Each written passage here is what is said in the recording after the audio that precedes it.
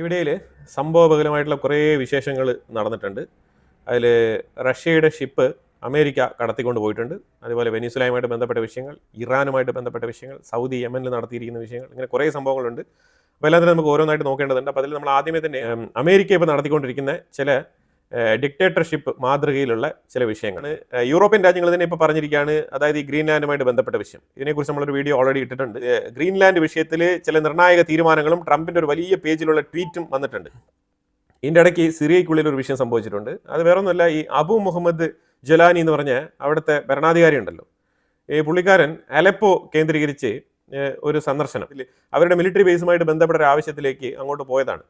പക്ഷേ ആ സാഹചര്യത്തിൽ പുള്ളിക്കാരനെ ആരോ തട്ടിക്കളയാൻ വേണ്ടിയിട്ട് ഒരു അസാസിനേഷൻ പ്ലാൻ അവിടെ നടന്നിട്ടുണ്ടായിരുന്നു. അതിനെ തുടർന്ന് പുള്ളിക്ക് ചെറിയ രീതിയിൽ പരിക്കേറ്റിട്ടുണ്ട്, ഹോസ്പിറ്റലിലായിരുന്നു. ഇന്നലെയാണ് ഡിസ്ചാർജ് ആയതെന്നുള്ള വാർത്തയൊക്കെ വരുന്നുണ്ട്. അപ്പോൾ ഇത് ശരിക്കും പറഞ്ഞാൽ സീരിയസ് ആയിട്ടുള്ള മാറ്റർ ആണെന്ന് വെച്ചാൽ വളരെ സീരിയസ് ആയിട്ടുള്ള മാറ്ററാണ്. കാരണം ഇന്നലെ ഇസ്രായേലുമായിട്ടൊരു ചർച്ചയുണ്ടായിരുന്നു. ചർച്ചയിൽ പുള്ളിക്കാരൻ പങ്കെടുത്തിട്ടില്ല, പുള്ളിക്കാരൻ്റെ റെപ്രസെൻറ്റേറ്റീവ്സ് ആണ് പങ്കെടുത്തത്. അപ്പം സിറിയയ്ക്കുള്ളിൽ തുർക്കിയുടെ സാന്നിധ്യം പാടില്ല എന്നുള്ള നിലപാടാണ് ഇസ്രായേലിനുള്ളത്. അത് ഓൾറെഡി തന്നെ ഇസ്രായേൽ ആവർത്തിച്ച് പറഞ്ഞിട്ടുണ്ട്. ഇസ്രായേലുമായിട്ട് ഒത്തുചേർന്ന് പോകുന്നില്ല എങ്കിൽ സിറിയയ്ക്കുള്ളിൽ അബു മുഹമ്മദ് ജൊലാനിയുടെ കസേരയുടെ സ്ഥാനം തെറിക്കും. അത് ഉറപ്പായിട്ടുള്ള കാര്യമാണ്. അങ്ങനെ തന്നെയാണ് മനസ്സിലാക്കാൻ പറ്റുന്നത്. കാരണം ഒരു സൈഡിൽ അമേരിക്ക സപ്പോർട്ട് ചെയ്യുന്നതൊക്കെ ഈ ഇസ്രായേലുമായിട്ട് നയപരമായിട്ടുള്ള നീക്കം സിറിയ നടത്തും എന്നുള്ളൊരു ധാരണയിലാണ് ഈ വിഷയങ്ങളൊക്കെ നടക്കുന്നത്. അപ്പോൾ അതിനെതിരെ പ്രവർത്തിക്കാൻ ജൊലാനി മുതിർന്നാൽ ജൊലാനിയെ വരെ അവിടെ വെച്ചേക്കില്ല എന്നുള്ളതാണ് മനസ്സിലാക്കേണ്ടത്. അപ്പോൾ ഇത് പ്രധാനമായിട്ട് ഇപ്പോൾ മനസ്സിലാക്കാൻ പറ്റുന്നത് SDF എന്ന് പറഞ്ഞാൽ അവിടെ സിറിയൻ ഡെമോക്രാറ്റിക് ഫ്രണ്ട്, അവരാണ് ഏറ്റവും കൂടുതൽ ഈ ജൊലാനിയെ ടാർഗറ്റ് ചെയ്യുന്നതായിട്ടുള്ള വാർത്തകളാണ് വരുന്നത്. അതായത് Syria must obey Israel if not in danger zone, അതാണ് ഒരു ടാഗ് ലൈൻ. ഇപ്പം ട്രംപ് യൂറോപ്പിനെ കുറിച്ച് എഴുതിയ ഒരു ട്വീറ്റ് ഞാൻ പറഞ്ഞായിരുന്നല്ലോ. ആ ട്വീറ്റ് എന്താണെന്ന് പറഞ്ഞാൽ, ഞാൻ ഗ്രീൻലാൻഡിനെയാണ് ചോദിക്കുന്നത്, ഞാൻ യൂറോപ്യൻ രാജ്യങ്ങളെയല്ല ചോദിക്കുന്നത്. പക്ഷെ അതേസമയം നിങ്ങളൊരു കാര്യം ആലോചിക്കണം, നിങ്ങൾ 2% പോലും നാറ്റോയ്ക്ക് വേണ്ടിയിട്ട് മുടക്കാത്ത രാജ്യങ്ങളാണ്. ഞാൻ വന്നിട്ട് പ്രഷർ ചെയ്തതിനെ തുടർന്നാണ് നിങ്ങൾ 5% വരെ ഒതുക്കാം, നിങ്ങളുടെ GDP-യിൽ 5% ഷെയർ നാറ്റോ സംഘടനയ്ക്ക് വേണ്ടി ഒതുക്കാം എന്നുള്ള തീരുമാനം തന്നെ നിങ്ങൾ എടുത്തത്. നിങ്ങൾക്ക് തന്നെ നാറ്റോയെക്കുറിച്ചൊരു കരുതലില്ല. നിങ്ങൾ അമേരിക്കയെ മാത്രം വിശ്വസിച്ച് അമേരിക്ക ഇടുന്ന ഫണ്ടിലാണ് നിങ്ങളുടെ എല്ലാവരുടെയും സെക്യൂരിറ്റി. അപ്പോൾ അങ്ങനെ ഇരിക്കുന്ന ഒരു സാഹചര്യത്തിൽ ഞങ്ങളെ എതിർത്തുകൊണ്ട് നിങ്ങൾ എന്താണ് ചെയ്യാൻ പോകുന്നത്? ഒന്നും ചെയ്യാൻ കഴിയില്ല. അപ്പോൾ അതുകൊണ്ട് മര്യാദയ്ക്ക് ഗ്രീൻലാൻഡിനെ വിട്ടുതരുന്നതാണ് നല്ലത് എന്നുള്ള ആ ഒരു ധ്വനിയോടുകൂടിയാണ് ഈ ട്വീറ്റ് പുറത്തു വന്നിരിക്കുന്നത്. ഒരു 10-12ഓളം ലൈൻ വരുന്ന ഒരു പാരഗ്രാഫാണ് ട്രംപ് എഴുതി കുറിച്ചത്. അതിൽ ഇമാതിരിപ്പെട്ട കാര്യങ്ങൾ തന്നെയാണ് അതിനകത്ത് മെൻഷൻ ചെയ്തിരിക്കുന്നത്. പിന്നെ അമേരിക്കയുടെ നിലനിൽപ്പ് യൂറോപ്യൻ രാജ്യങ്ങളുടെ നിലനിൽപ്പിന് വളരെ അനിവാര്യമായിട്ടുള്ള വിഷയമാണ്. അപ്പോൾ അതുകൊണ്ട് അമേരിക്ക എന്താണ് ആവശ്യപ്പെടുന്നത് അത് നടപ്പിലാക്കണം എന്ന് തന്നെയാണ് ട്രംപ് ആവർത്തിച്ച് ആവശ്യപ്പെട്ടിരിക്കുന്നത്. പിന്നെ ഇതുമായിട്ട് ബന്ധപ്പെട്ട് വിക്ടർ ഓർബൺ ഗ്രീൻലാൻഡുമായിട്ട് ബന്ധപ്പെട്ടുള്ള വിഷയത്തിൽ പോസിറ്റീവ് റെസ്പോൺസ് ആണ് എടുത്തിരിക്കുന്നത്. അപ്പോൾ അങ്ങനെ ചില 1-2 രാജ്യങ്ങൾ ഇപ്പോൾ യൂറോപ്പിൻ്റെ ഉള്ളിൽ തന്നെ അമേരിക്കയ്ക്ക് അനുകൂലമായിട്ടുള്ള നയങ്ങളാണ് സ്വീകരിക്കുന്നത്. അപ്പോൾ അതിനെ തുടർന്ന് യൂറോപ്യൻ രാജ്യങ്ങൾക്കുള്ളിലും അതേപോലെ നാറ്റോ രാജ്യങ്ങളുടെ ഇടയിലും ചർച്ചകൾ പുരോഗമിക്കുകയാണ്. അതാണ് മനസ്സിലാക്കേണ്ടത്.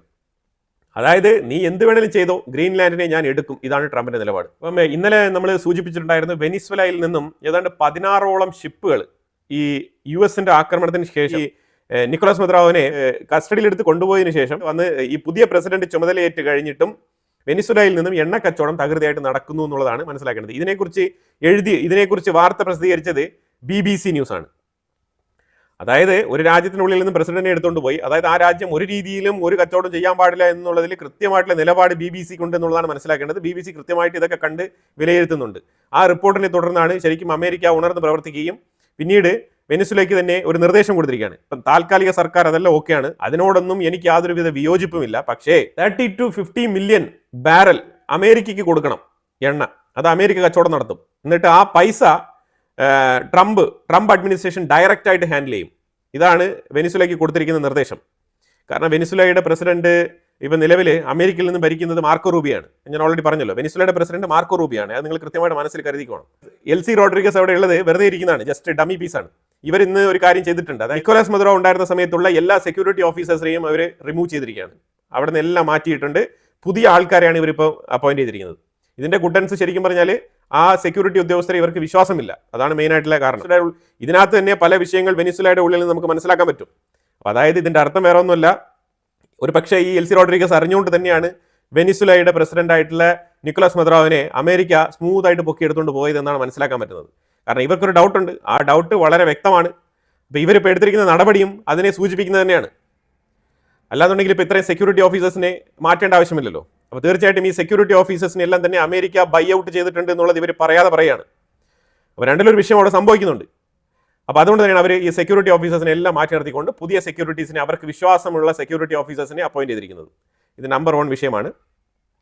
അപ്പോൾ ഈ 50 മില്യൺ ശരിക്കും പറഞ്ഞാൽ അമേരിക്കയാണ് പ്രഖ്യാപിച്ചിരിക്കുന്നത്.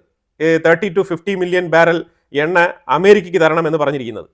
ഇനി വെനിസുലയുടെ മേലുള്ള സാങ്ഷൻസ് എടുത്ത് മാറ്റുന്നു എന്ന് അമേരിക്ക പ്രഖ്യാപിച്ചിട്ടുണ്ട്. പക്ഷേ അത് ഓൺലി ഫോർ അമേരിക്ക. ട്രംപിനൊരു നിർദ്ദേശം കൂടിയുണ്ട്. അതായത് എണ്ണ അമേരിക്കയ്ക്ക് മാത്രമേ തരാൻ പാടുള്ളൂ, ബാക്കി ഒറ്റ രാജ്യങ്ങളും കൊടുക്കാൻ പാടില്ല. ഇതാണ് അമേരിക്കയുടെ പുതിയ നിബന്ധന. ഇതൊരു വിചിത്രമായിട്ടുള്ള നിബന്ധനയാണ്. ഇതാണ് മനസ്സിലാക്കേണ്ടത്. ഇത് മനസ്സിലാക്കേണ്ടത് പറഞ്ഞാൽ ഇവിടെ ചൈനയാണ് 80% എണ്ണ വാങ്ങിക്കുന്നത്, ഇന്ത്യ 3% എണ്ണ വാങ്ങിക്കുന്നത്, ക്യൂബ 3% മേടിക്കുന്നുണ്ട്. അതേപോലെ മറ്റു പല രാജ്യങ്ങളിലൂടെയും വെനിസ്വല ഓയിൽ മറിച്ച് വിൽക്കുന്നുണ്ട്. അതായത് വെനിസ്വലയിൽ നിന്നും ഡയറക്റ്റായിട്ട് വാങ്ങിക്കാതെ വെനിസ്വലയിൽ നിന്നും എണ്ണ ഇറാൻ വഴി കടന്നു പോകുന്നുണ്ട്. അതേപോലെ തന്നെ റഷ്യ വഴി കൈമാറി പോകുന്നുണ്ട്, ചൈന വഴി കൈമാറി പോകുന്നുണ്ട്, ഇങ്ങനെയൊക്കെ പോകുന്നുണ്ട്. പക്ഷേ ഈ സാഹചര്യത്തിൽ ട്രംപ് വെച്ചിരിക്കുന്ന ആ ഒരു നിബന്ധന എന്ന് പറഞ്ഞാൽ ഒറ്റ മനുഷ്യന്മാർക്ക് എണ്ണ കൊടുക്കരുത്, ഓൺലി അമേരിക്ക. ഇതാണ് ശരിക്കും പറഞ്ഞാൽ സർവാധികാരം. അപ്പോൾ അത് കൃത്യമായിട്ട് ട്രംപ് ഉപയോഗിക്കുന്നുണ്ട്. ശരിക്കും പറഞ്ഞാൽ പല ഗ്ലോബൽ സംഘടനകളെയും തകർക്കുന്ന രീതിയിലാണ് ട്രംപിന്റെ ഇപ്പോഴത്തെ തീരുമാനങ്ങൾ. വളരെ ഫാസ്റ്റ് ഫോർവേഡായിട്ട് വളരെ എഫക്റ്റീവ് ആയിട്ടുള്ള തീരുമാനങ്ങൾ എടുത്ത് ചില വിഷയങ്ങൾ നമുക്ക് ഒറ്റ നോട്ടത്തിൽ അത് തെറ്റാണെന്ന് തോന്നുന്നെങ്കിലും അത് വളരെ ബോൾഡ് ആയിട്ടുള്ള ഡിസിഷനായിട്ട് എടുത്ത് അതിനെ മുന്നോട്ട് നടപ്പിലാക്കുന്ന എഫക്റ്റീവ് ആയിട്ടുള്ള ഒരു ട്രംപിന്റെ ഭരണകൂടത്തിനാണ് നമുക്ക് ഇന്ന് കാണാൻ കഴിയുന്നത്. കാരണം അത്രമാത്രം എഫക്റ്റീവായിട്ടാണ് കാര്യങ്ങൾ നടപ്പിലാക്കാൻ വേണ്ടിയിട്ട് തുനിഞ്ഞിറങ്ങിയിരിക്കുന്നത്. ഇനി എന്ത് സംഭവിക്കുന്നു പറഞ്ഞാൽ ഒരുപാട് രാജ്യങ്ങൾ, Panama, Mexico, Cuba, China, Russia, ഇങ്ങനെ പല രാജ്യങ്ങളെയും ഇപ്പോൾ ലിസ്റ്റിലിട്ടാണ് കൃത്യമായിട്ട് പണി കൊടുത്തുകൊണ്ടിരിക്കുന്നത്.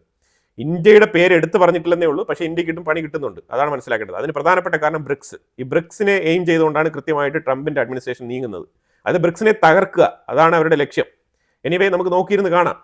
കാരണം ഇപ്പം അമേരിക്ക ചെയ്തിരിക്കുന്ന ഒരു പ്രവൃത്തി എന്ന് പറഞ്ഞാൽ റഷ്യയുടെ ബെല്ല 2 എന്ന് പറഞ്ഞ ഒരു ടാങ്കർ ഫ്ലീറ്റ് ഇതിനെ കടത്തിക്കൊണ്ട് പോയിരിക്കുകയാണ്. ഇതിനെ കടത്തിക്കൊണ്ട് പോകുന്ന പറഞ്ഞാൽ ഇത് ഡിസംബർ മാസം മുതൽ ഇത് ഇറാന്റെ സൈഡിൽ നിന്നും നേരെ വെനിസുലയുടെ സൈഡിൽ വന്നിട്ടുണ്ട്. അതുപോലെ തന്നെ അവിടെ നിന്ന് വെനിസുലയുടെ സൈഡിൽ വന്നിട്ടുണ്ട്. അവിടെ നിന്ന് തന്നെ യൂറോപ്യൻ മേഖലയിലേക്ക് ഇത് സഞ്ചരിച്ചിട്ടുണ്ട്. അങ്ങനെ ചുറ്റി വളഞ്ഞ് റഷ്യയുടെ ഭാഗത്തോട്ടൊക്കെ പോകാനിരിക്കുന്ന സാഹചര്യത്തിലാണ് ഈ ബെല്ല 2 എന്ന് പറഞ്ഞ ഈ ഒരു ടാങ്കർ ഫ്ലീറ്റിനെ അമേരിക്ക കടത്തിക്കൊണ്ട് പോയിരിക്കുന്നു പറഞ്ഞു കഴിഞ്ഞാൽ ഒരു കാര്യം മനസ്സിലാക്കണം.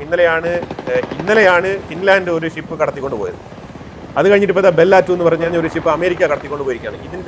ഇതിനും ശരിക്കും നാറ്റോ രാജ്യങ്ങളും അതേപോലെ UK ഉൾപ്പെടെയുള്ള രാജ്യങ്ങൾ ഇതിനെ ഹെൽപ്പ് ചെയ്തിട്ടുണ്ട് എന്നുള്ള വാർത്തയാണ് വരുന്നത്.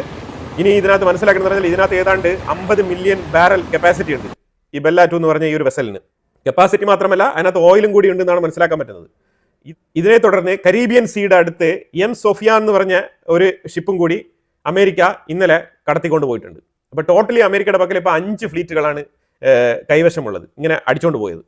അപ്പോൾ ഇത് ശരിക്കും അമേരിക്ക, ട്രംപ് ഓൾറെഡി പറഞ്ഞത് ഈ കടത്തിക്കൊണ്ട് പോകുന്ന പിടിച്ചെടുത്തുകൊണ്ട് പോകുന്ന ഷിപ്പുകളൊക്കെ ഇവരെന്താണ് ചെയ്യുന്നത് പറഞ്ഞാൽ എന്നാണ് അത് അമേരിക്കയ്ക്ക് സ്വന്തമായ പ്രോപ്പർട്ടി ആയി കഴിഞ്ഞു എന്നുള്ളതാണ് ട്രംപിന്റെ വാദം. ട്രംപ് അങ്ങനെയാണ് പറഞ്ഞിരിക്കുന്നത്. അവർ ഇനി ചുമപ്പും വെള്ളയും നീലയൊക്കെ പെയിന്റ് അടിച്ച് അവർ അമേരിക്കൻ ഷിപ്പായിട്ട് മാറ്റി അതിനെ ഉപയോഗിക്കും, അങ്ങനെയാണ് പറഞ്ഞിരിക്കുന്നത്. ഇറാനും അവരുടെ സൈഡിൽ വരുന്ന ഷിപ്പൊക്കെ പിടിച്ചെടുക്കാൻ ശ്രമിക്കുന്നുണ്ടെങ്കിലും എഫക്റ്റീവായ രീതിയിൽ അമേരിക്ക ചെയ്യുന്നത് പോലെ അവർക്ക് ചെയ്യാൻ കഴിയില്ല. അതാണ് മനസ്സിലാക്കേണ്ടത്. പിന്നെ ഇതിൻ്റെ ഇടയ്ക്ക് രഹസ്യമായിട്ട് അമേരിക്കൻ ഷിപ്പുകൾ മെഡിറ്ററേനിയൻ സീയിലേക്ക് നീങ്ങുന്നു എന്നുള്ള വാർത്തയും കൂടി വരുന്നുണ്ട്. കഴിഞ്ഞ തവണത്തെ പ്ലാൻ ലീക്ക് ആയതുപോലെ ഇത്തവണത്തെ പ്ലാൻ ലീക്ക് ആവാൻ പാടില്ല എന്നുള്ള നിലയിലുള്ള നിർബന്ധ ബുദ്ധി ഇത്തവണ ഇസ്രായേലിനും അമേരിക്കയ്ക്കുമുണ്ട്. അപ്പോൾ രഹസ്യമായിട്ട് ഇറാനെതിരെയുള്ള നീക്കങ്ങൾ നടക്കുന്നു എന്നുള്ളതാണ് മനസ്സിലാക്കാൻ പറ്റുന്നത്. അമേരിക്കൻ വാർഷിപ്പുകൾ മിഡിൽ ഈസ്റ്റിലേക്ക് നീങ്ങുന്നു എന്നാണ് ഒരു സൈഡിൽ നിന്ന് വരുന്ന വാർത്ത. പക്ഷേ ഒരു കാര്യം മനസ്സിലാക്കേണ്ടതുണ്ട്, ഇത്തവണ ഡയറക്റ്റ് ആയിട്ട് അമേരിക്ക ഇൻവോൾവ് ആകുമോ എന്ന് ചോദിച്ചാൽ ഇല്ല. ഇസ്രായേൽ ആയിരിക്കും, അഥവാ അമേരിക്ക പ്ലാൻ ചെയ്യുന്നെങ്കിൽ തന്നെയും ഇസ്രായേൽ ആയിരിക്കും ഇറാന്റെ ഉള്ളിൽ ഇറങ്ങി കളിക്കാൻ പോകുന്നത്. അതാണ് മനസ്സിലാക്കേണ്ടത്. ഈ ഒരു സാഹചര്യത്തിൽ ഇസ്രായേൽ ഇറങ്ങിക്കഴിഞ്ഞാൽ ഇറാന്റെ അവസ്ഥ ഗുരുതരമായി മാറുമെന്നുള്ളതിൽ യാതൊരു ഡൗട്ടും ഇല്ല. അതിന് കാരണം പറയുന്നത് ഇന്ന് ഇറാന്റെ ഉള്ളിൽ ഷിറാസ് എന്ന് പറഞ്ഞ മേഖലയിൽ വമ്പൻ പ്രതിഷേധം, പൊട്ടിത്തെറി, വൻ പ്രതിഷേധം. പല സ്ഥലത്തും ഈ പ്രതിഷേധങ്ങൾക്ക് നേരെ IRGC ഭരണകൂടം നിരുപാധികം വെടിവെക്കാണ്. നിരവധി കാഷ്വാലിറ്റീസ് ഉണ്ടായിട്ടുണ്ടെന്നുള്ള വാർത്തകളൊക്കെ വരുന്നുണ്ട്. ഇനി അതിനെ തുടർന്ന് തുർക്കി ഇറാഖ് ബോർഡറിൽ കിടക്കുന്ന കുർദിഷ് ഏരിയ, ഈ കുർദിഷുകൾ കൂടുതൽ താമസിക്കുന്ന ഏരിയയാണ് ഈ തുർക്കിയുടെ ബോർഡറും ഇറാഖിന്റെ ബോർഡറും. ഇറാൻ ബോർഡർ ഷെയർ ചെയ്ത നോർത്ത് വെസ്റ്റ് റീജിയനിൽ ഇന്നലെ ഞാൻ മാപ്പ് കാണിച്ചിട്ടുണ്ടായിരുന്നല്ലോ. നോർത്ത് വെസ്റ്റ് റീജിയൻ, ആ നോർത്ത് വെസ്റ്റ് റീജിയനിൽ 2 രാജ്യങ്ങളുമായിട്ടാണ് ബോർഡർ ഷെയർ ചെയ്യുന്നത്. ഏറ്റവും ടോപ്പിൽ തുർക്കി, അതിന് തൊട്ട് താഴെ ഇറാഖ്. ഈ 2 രാജ്യങ്ങളുടെയും ബോർഡറാണ് ഇറാൻ ഷെയർ ചെയ്യുന്നത്. അപ്പം അവിടെ കുർദിഷ് ഗ്രൂപ്പിൽപ്പെട്ട ആൾക്കാർ, ഈ കുർദിഷുകൾ ഡോമിനേറ്റ് ചെയ്ത് ഇറാന്റെ 3 സിറ്റികൾ കൈപ്പറ്റിയിട്ടുണ്ട്. ഇറാന്റെ 3 സിറ്റികൾ കൈപ്പറ്റിയിരിക്കുകയാണ്. അതാണ് മനസ്സിലാക്കാൻ പറ്റുന്നത്. വളരെ നിർണായകമായിട്ടുള്ള വാർത്തയാണിത്. അപ്പോൾ ഇതിനകത്ത് എന്താണ് സംഭവിച്ചിരിക്കുന്നത് പറഞ്ഞാൽ തുർക്കി ഇപ്പം 50-50 ആണ്. കാരണം ഈ കുർദിഷുകളുമായിട്ട് തുർക്കി ഓൾറെഡി തന്നെ ഒരു എഗ്രിമെന്റ് സൈൻ ചെയ്തിട്ടുണ്ട്. അപ്പോൾ അതുകൊണ്ട് തന്നെ ഇപ്പം ഇറാന് വേണ്ടിയിട്ട് തുർക്കി ഇതിനകത്ത് ഇടപെടില്ല. ഇത് നമ്പർ 1 മാറ്റർ. ഇനി ഇറാഖിന് എന്തെങ്കിലും ചെയ്യാൻ കഴിയുമോ എന്ന് ചോദിച്ചാൽ ഇറാഖ് തന്നെ വല്ലാത്ത അവസ്ഥയിലാണ് ഇപ്പോഴും പൊയ്ക്കൊണ്ടിരിക്കുന്നത്. അന്നത്തെ അമേരിക്കയുടെ കടന്നുകയറ്റം ഇന്ന് വരെ ശരിയായിട്ടില്ല ഇറാഖിൽ. അതാണ് മനസ്സിലാക്കേണ്ടത്. അപ്പൊ അതുകൊണ്ട് തന്നെ ഇറാഖും ഈ വിഷയത്തിൽ കൂടുതൽ ഇടപെടില്ല. അപ്പൊ ഇതിപ്പോ ഇറാന്റെ മാത്രം ചുമതലയാണ്. പക്ഷേ ഇവിടെ സംഭവിച്ചിരിക്കുന്ന പറഞ്ഞാൽ ഇറാന്റെ പോലീസ് സെക്യൂരിറ്റി ടീം തന്നെ ഈ കുർദുകൾക്കൊപ്പമാണ് നിൽക്കുന്നത് ഈ പ്രൊവിൻസുകളിൽ. അതിന് പ്രധാനപ്പെട്ട കാരണം എന്താണെന്ന് വെച്ചാൽ അവിടെ ഡോമിനേറ്റഡ് ആണ് കുർദുകൾ. അപ്പോൾ അതുകൊണ്ട് അവിടുത്തെ പോലീസ് സ്റ്റേഷന് പോലും ഒന്നും ചെയ്യാൻ കഴിയില്ല. അതാണ് മനസ്സിലാക്കേണ്ടത്. ഞാൻ IRGC ആണ്, ഞാൻ ആയത്തല കമ്പനിയുടെ ആളാണ്, ഞാൻ സുപ്രീം ലീഡറിന്റെ ആളാണെന്നൊക്കെ പറഞ്ഞിട്ട് അവിടെ നിന്ന് കഴിഞ്ഞാൽ ചിലപ്പോൾ വെടിയുണ്ട കൊണ്ട് ചാവും. അപ്പോൾ അതുകൊണ്ട് പോലീസ് ഓഫീസർ എല്ലാം തന്നെ ഇപ്പൊ ഈ കുർദുകളുടെ ടീമിലേക്ക് ചേർന്നിരിക്കുകയാണ്. അപ്പോൾ അതുകൊണ്ട് തന്നെയാണ് 3 സിറ്റികൾ വളരെ എളുപ്പത്തിൽ തന്നെ ഇവർക്ക് കൈയടക്കാൻ പറ്റിയത്. ഞാൻ റെഡ് കളറിൽ മാർക്ക് ചെയ്തിരിക്കുന്ന മാപ്പിൽ കാണിച്ചിരിക്കുന്ന ഇത്രയും പോർഷൻ ഇറാന്റെ സ്ഥലം ഈ കുർദുകൾ പിടിച്ചെടുത്തിട്ടുണ്ട്. ഇപ്പൊ ഈ വെനിസുലയ്ക്ക് മേളിൽ കൃത്യമായിട്ടുള്ള ടാർഗറ്റ് വെക്കുന്നതിലൂടെ, ഈ എണ്ണ കച്ചവടം തടയുന്നതിലൂടെ ഏതൊക്കെ രാജ്യങ്ങളാണ് ലക്ഷ്യമിടുന്നത് പറഞ്ഞാൽ ഇന്ത്യക്ക് വെറും 3% മാത്രമേ വെനിസുലയുമായിട്ട് കച്ചവടമുള്ളൂ. ആ 3% വേണമെങ്കിൽ ഇന്ത്യ അമേരിക്കയുടെ അടുത്ത് വേണമെങ്കിലും മേടിക്കും. അതുകൊണ്ട് ഇന്ത്യക്ക് അതിൽ പ്രശ്നം വരുന്നില്ല. പക്ഷേ 80% ഓയിൽ അവിടെ ഡീൽ ചെയ്യുന്നത് ചൈനയാണ്.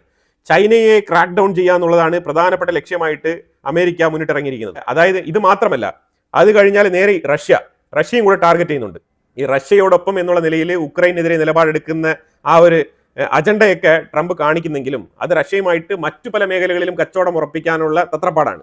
പക്ഷെ അതിന്റെ ഇടയ്ക്ക് ഈ ഒരു എണ്ണക്കച്ചവടം അതിൽ ശക്തമായ രീതിയിലുള്ള ഡോമിനേഷൻ അമേരിക്കയ്ക്ക് വേണമെന്ന് ഡൊണാൾഡ് ട്രംപിന് നിർബന്ധ ബുദ്ധിയുണ്ട്. ആ നിർബന്ധം നടപ്പിലാക്കാൻ വേണ്ടിയിട്ടാണ് ഡൊണാൾഡ് ട്രംപ് ഇപ്പോൾ ശ്രമിക്കുന്നത്. അതുകൊണ്ടാണ് റഷ്യക്ക് തുടരെ സാങ്ഷൻസ് ഏർപ്പെടുത്തിയതും പല മേഖലകളിലും റഷ്യയുടെ ലൂക്കോയിൽ, റോസ്നെഫ്റ്റ് പോലത്തെ സ്ഥാപനങ്ങളെ അടിച്ചൊതുക്കി മൂലയ്ക്ക് ഇരുത്തിയിട്ട് ആ മേഖലകളിലെല്ലാം അമേരിക്കൻ കമ്പനി അല്ലെങ്കിൽ മറ്റേതെങ്കിലും കമ്പനികൾക്ക് ഡോമിനേഷൻ കൊണ്ടുവരാൻ ശ്രമിക്കുന്നതും അതിലൂടെ റഷ്യയുടെ ഷാഡോ ഫ്ലീറ്റ് എന്നുള്ള പേരിൽ, അതായത് റഷ്യയുടെ സാങ്ഷൻ ചെയ്യപ്പെട്ടിരിക്കുന്ന ഫ്ലീറ്റുകളെല്ലാം തന്നെ ഇപ്പം കടത്തിക്കൊണ്ടു പോകുന്ന ഈ ഒരു സ്ഥിതിവിശേഷം.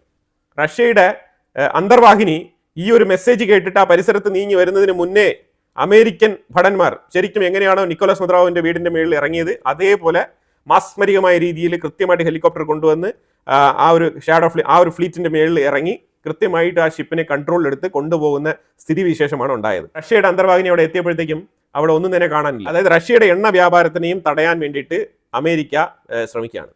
ഇതെന്തുകൊണ്ടാണെന്ന് പറഞ്ഞാൽ ഓയിൽ മോണോപോളി, ആ മോണോപോളി അമേരിക്ക തിരിച്ചു പിടിക്കണം, അമേരിക്കയ്ക്ക് ആ ഒരു പവർ വേണം എന്നുള്ള നിർബന്ധമായിട്ടുള്ള ഒരു ബുദ്ധിയിൽ മുന്നോട്ട് നീങ്ങുന്നതായിട്ടാണ് മനസ്സിലാക്കാൻ പറ്റുന്നത്. അതായത് ഞാനാണ് ലോക പോലീസ്, ഞാൻ എന്തും തീരുമാനിക്കും, ഞാൻ എന്ത് നടപ്പിലാക്കും, മറ്റുള്ളവർ അതനുസരിച്ച് മുന്നോട്ട് നീങ്ങുക, അതാണ് മനസ്സിലാക്കേണ്ടത്. ഈ റഷ്യ ഉക്രൈൻ യുദ്ധവുമായിട്ട് ബന്ധപ്പെട്ട് നമ്മൾ നോക്കുകയാണെന്നുണ്ടെങ്കിൽ അപ്പൊ റഷ്യ പറഞ്ഞിരിക്കുന്നത് 1982 UN റെസൊല്യൂഷൻ പ്രകാരം ഇന്റർനാഷണൽ സോണിൽ അത് സാങ്ഷൻ ചെയ്യപ്പെട്ട ഫ്ലീറ്റ് ആണെങ്കിൽ തന്നെയും ഇന്റർനാഷണൽ സോണിൽ കടന്നു കയറി വന്നിട്ട് ഷിപ്പിനെ മോട്ടിച്ചുകൊണ്ട് പോവുക, സീസ് ചെയ്ത് കൊണ്ടുപോകുക എന്നുള്ളത് അത് വയലേഷൻ ആണെന്നാണ് റഷ്യ പറയുന്നത്. പക്ഷേ ആര് കേൾക്കാൻ? ഏത് UN നിലനിൽക്കുന്നുണ്ടോ? UN ആണെങ്കിൽ കംപ്ലീറ്റ് ലെഫ്റ്റ് ലിബറലുകൾ കസ്റ്റഡിയിൽപ്പെട്ടിരിക്കുന്ന ഒരു സാഹചര്യമാണ് ഇപ്പം. അപ്പൊ UNന്റെ സൈഡിൽ നിന്നും ഒരു രീതിയിലുള്ള പ്രതികരണങ്ങളും പ്രതീക്ഷിക്കേണ്ട. ഇനി പ്രതികരണം അവർ നടത്തിയാൽ തന്നെയും അവർക്കത് ആക്റ്റീവായിട്ട് നടപ്പിലാക്കാനുള്ള ശേഷിയില്ല. ആർക്ക്? UN. അത് മാത്രമാണ് നമുക്ക് ഇതിനകത്ത് പറയാനുള്ളത്. ആന്റണിയോ ഗുട്ടറസ് ജസ്റ്റ് കേട്ടോണ്ട് ഇച്ചിരി കരഞ്ഞുകൊണ്ട് എന്തെങ്കിലുമൊക്കെ പറയും, അത്രേ ഉള്ളൂ. അത് കഴിഞ്ഞാൽ തീർന്ന്. പിന്നെ ആന്റണിയോ ഗുട്ടറസിനെ കൊണ്ട് ഒന്നും തന്നെ സാധിക്കില്ല എന്നുള്ളതാണ് മനസ്സിലാക്കേണ്ടത്. അടുത്ത് നമ്മൾ സൗദി അറേബ്യ യമനിൽ നടത്തിക്കൊണ്ടിരിക്കുന്ന ഒരു യുദ്ധം. ശരിക്കും യുദ്ധം എന്ന് പറയാനില്ല, കാരണം സൗദിക്ക് ഓപ്പോസിറ്റ് സൈഡിൽ നിന്ന് ചേർത്ത് നിന്ന് തിരിച്ചടിക്കാൻ അവിടെ ആൾക്കാരില്ല, അതാണ് മനസ്സിലാക്കേണ്ടത്. STC മൊത്തത്തിൽ വൈപ്പ് ഔട്ട് ചെയ്തിരിക്കുകയാണ് സൗദി അറേബ്യ. വെറും 6 ദിവസം 6 ഡേയ്സിൽ എൻറ്റയർ യമൻ ക്ലിയർ ചെയ്തിരിക്കുകയാണ്. പക്ഷെ എന്തുകൊണ്ടോ സൗദിക്ക് ഹൂത്തികളെ മാത്രം അടിച്ചൊതുക്കാൻ ഇതുവരെ പറ്റിയിട്ടില്ല, അതാണ് മനസ്സിലാക്കേണ്ടത്. അതൊരു വലിയൊരു പോയിന്റ് ആണ്. ഇനി ശരിക്കും അവിടെ സൗദി സപ്പോർട്ട് ചെയ്യുന്ന അവിടുത്തെ നാഷണൽ സെക്യൂരിറ്റി ഫോഴ്സ് ആണ് ഏറ്റവും കൂടുതൽ ഡോമിനേറ്റ് ചെയ്ത് നിൽക്കുന്നത്. ഹോംലാൻഡ് ഷീൽഡ് ഫോഴ്സ് എന്ന് പറയും. അപ്പം ഇപ്പൊ എൻറ്റയർ, അതായത് യമന്റെ ഗവൺമെന്റിന്റെ കീഴിൽ എൻറ്റയർ ഏരിയ ഇപ്പം കൺട്രോളിൽ വന്നിരിക്കുകയാണ്. അപ്പൊ ഇനി മനസ്സിലാക്കാൻ പറ്റുന്ന പറഞ്ഞാൽ ഇനി അവിടെ ഹൂത്തികളും ഈ സൗദി ബാക്ക്ഡ് ഫോഴ്സ് ഇത് മാത്രമാണ് അവിടെ ഉള്ളത്. UAE കംപ്ലീറ്റ് സെറ്റപ്പും STCക്ക് കൊടുത്തിരുന്ന കംപ്ലീറ്റ് സെറ്റപ്പും കാര്യങ്ങളെല്ലാം തന്നെ സൊമാലിലാൻഡിലേക്ക് മാറ്റിയിരിക്കുകയാണ്, അതാണ് മനസ്സിലാക്കേണ്ടത്. സൊമാലിലാൻഡിൽ UAEക്ക് ബേസ് ഉണ്ട്. അപ്പോൾ അതുകൊണ്ട് സൊമാലിലാൻഡ് വളരെ അടുത്ത് തന്നെയാണ്. ഇച്ചിരി ഒരറ്റത്ത്, അതായത് ആ റെഡ് സീയുടെ ഒരറ്റത്ത് യമനാണെന്നുണ്ടെങ്കിൽ മറ്റേ അറ്റത്ത് സൊമാലിലാൻഡാണ്. അപ്പൊ അങ്ങനെ അവർക്ക് എളുപ്പത്തിൽ തന്നെ സൊമാലിലാൻഡിൽ വളരെ സേഫ് ആയിട്ട് ഒരു സേഫ് ഹെവൻ കൊടുത്ത് അവിടെ താമസിപ്പിക്കുകയാണ്. ഇപ്പൊ ഈ STCയുടെ മിക്ക നേതാക്കളും ഇപ്പൊ സൊമാലിലാൻഡിലാണ് ഹാൾട്ടായിരിക്കുന്നത്. സൊമാലിലാൻഡിൽ ഇന്നലെ ഇസ്രായേലിന്റെ ഫോറിൻ മിനിസ്റ്റർ ഇന്നലെ സൊമാലിലാൻഡ് സന്ദർശിച്ചിട്ടുണ്ടായിരുന്നു. ഇസ്രായേലിന് വേണ്ടിയിട്ട് അവിടെ ഒരു വലിയൊരു എയർ ബേസ്, മിലിറ്ററി ബേസ് നിർമ്മിക്കാൻ വേണ്ടിയിട്ട് ധാരണയായിട്ടുണ്ട്. അപ്പൊ അതുമായിട്ട് ബന്ധപ്പെട്ട് അവർക്ക് വേണ്ട സ്ഥലത്തിനെ കുറിച്ചുള്ള ചർച്ചകൾ ഇതെല്ലാം തന്നെയാണ് അവിടെ പുരോഗമിച്ചത്. അപ്പൊ എന്താ UAE ഇസ്രായേൽ ജോയിന്റ് ആയിട്ട് സൊമാലിലാൻഡിൽ അവർ സ്ഥലം പിടിച്ചിരിക്കുകയാണ്, അതാണ് മനസ്സിലാക്കേണ്ടത്.